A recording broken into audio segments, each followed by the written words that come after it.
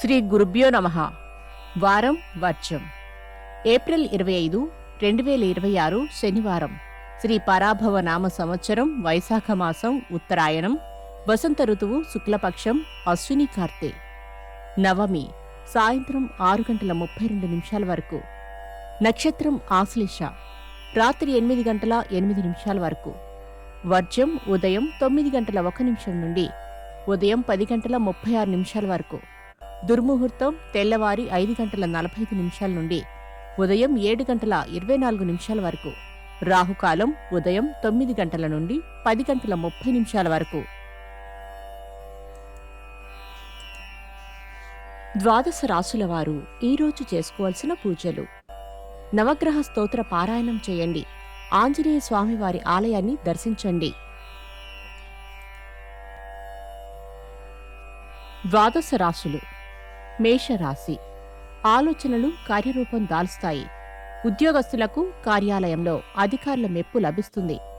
వృషభ రాశి. ముఖ్యమైన బరువు బాధ్యతలు నెరవేర్చుకోగలుగుతారు. నూతన వ్యక్తులు పరిచయమై సాయం అందిస్తారు. మిథున రాశి. బంధువుల నుండి కీలక సమాచారం అందుకుంటారు. సభలు సమావేశాలలో చురుగ్గా పాల్గొంటారు. కర్కాటక రాశి. ప్రత్యర్థులు సైతం మిత్రులుగా మారుతారు. జీవిత భాగస్వామి సలహాతో కీలక నిర్ణయాలు తీసుకుంటారు. సింహరాశి. అదృష్టాన్ని బలంగా నమ్ముతారు. భార్య వైపు బంధువులకు సహాయము చేస్తారు. పెట్టుబడులకు తగిన లాభాలు. కన్యారాశి. అధిక ధన వ్యయాన్ని సూచిస్తున్నప్పటికీ ఆర్థికపరమైన సర్దుబాట్లను చాకచక్యంగా చేయగలుగుతారు. తులారాశి.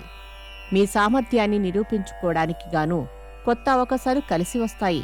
వ్యాపారాలు అభివృద్ధి చెందుతాయి. వృశ్చిక రాశి.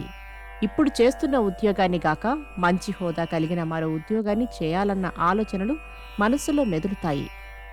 ధనస్సు రాశి. ఆరోగ్యపరంగా అన్ని విధాలా జాగ్రత్తలు తీసుకోవాలని మీరు భావించినప్పటికీ కార్యాచరణలో పెట్టరు. మకర రాశి.